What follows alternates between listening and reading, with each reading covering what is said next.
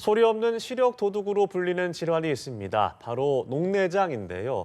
환자가 이상을 느낄 때쯤이면 이미 시력에 치명적인 문제가 발생한 것이라고 합니다. 초고령 사회에 진입하면서 녹내장 환자 중 60대 이상 고령층이 절반을 차지하고 있는데요.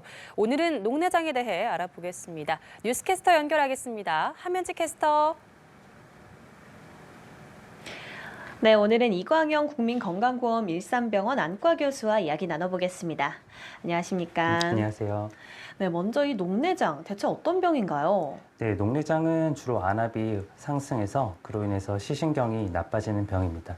이제 시신경이 나빠짐에 따라 시야가 점차 결손되게 되고 이것이 심해지면 결국 시력까지 떨어지게 됩니다. 그래서 전 세계적으로 황반변성, 당뇨 망막병증과 함께 주요 3대 질환입니다.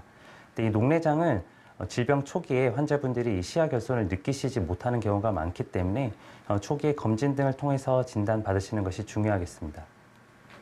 이런 시야 결손은 서서히 진행되는 걸까요? 네, 이제 시야라는 것은 우리가 눈으로 잘 볼 수 있는 범위를 의미한다고 하겠는데요. 이제 가장 흔한 녹내장인 1차성 개방각 녹내장의 경우에는 그 시야 결손이 천천히 진행하는 경우가 대부분입니다. 주로 시야는 주변부에서 나빠지기 시작해서 중심부까지 점차 나빠져서 환자분들이 시야가 좁아졌다 느끼시게 되는데 이렇게 시야가 많이 좁아지기 전까지는 환자분들이 불편함을 못 느끼시다가 나중에 일상생활이나 운전 중에 불편함을 느끼시고 늦게 병원에 내원하시는 경우들도 있습니다. 그럼 녹내장은 왜 발생하는 걸까요? 네, 녹내장은 주로 안압이 올라서 안압이 높아져서 생긴다고 하는데요. 이제 안압은 눈 속을 채우고 있는 방수라는 액체 압력과 관련되어 있습니다. 이 방수가 눈 안에서 생기고 배출되고를 반복하게 되는데 이 배출되는 기능이 떨어지면 안압이 오르게 됩니다.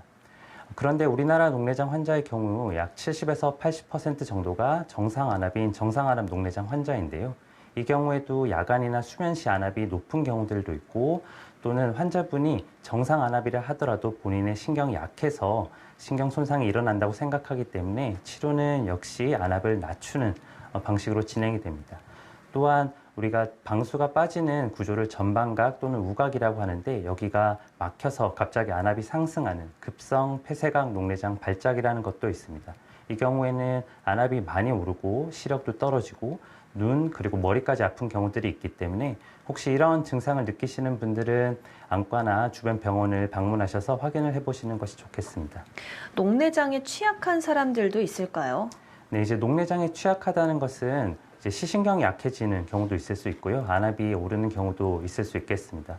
가장 대표적인 것이 이제 40세 이상의 연령인데요. 이제 연령이 증가하면 방수가 배출하는 기능이 떨어지고 이제 신경도 약해질 수 있기 때문에 녹내장이 잘 발생할 수 있겠습니다. 그 밖에 가족력이 있거나 근시가 있는 분들, 그리고 혈압이나 당뇨와 같이 전신 혈액순환에 관련이 있는 질환이 있는 분들도 신경이 약해질 수 있겠습니다.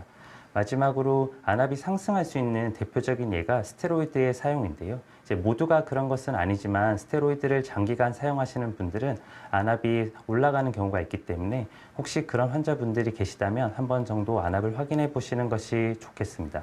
정기적인 검진, 꾸준한 안압 관리가 살 길이겠네요. 네, 맞습니다. 이게 녹내장은 신경이 나빠지는 병이고요. 이제 나빠진 신경이 회복되지 못하기 때문에 조기에 진단 받는 것이 굉장히 중요한 병입니다.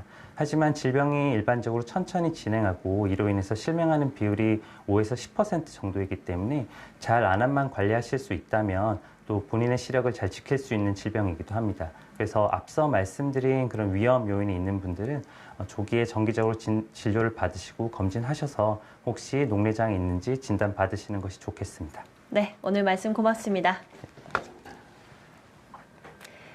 지금까지 출근길 인터뷰였습니다.